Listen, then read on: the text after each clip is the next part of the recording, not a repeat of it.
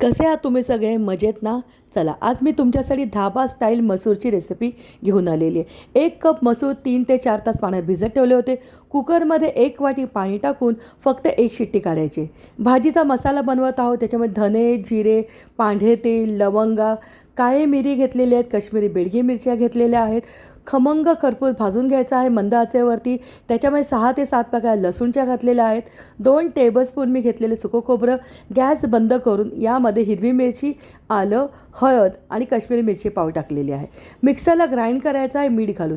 हा तयार मसाला फ्रीजमध्ये तुम्ही 15 दिवस ठेवू शकतात आणि कुठल्याही भाजीत वापरू शकतात.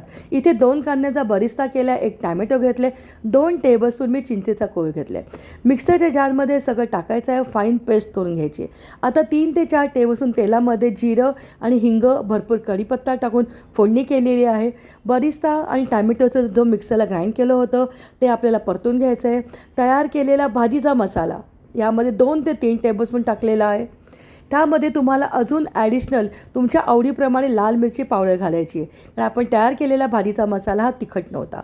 आता त्याच्यामध्ये अंदाजाने मीठ घालूया, शिजलेले मसूर टाकूया आणि जर तुम्हाला ग्रेव्ही करायची असेल तर 1 ते 2 कप पाणी चांगलं कडकडीत गरम होऊन टाका.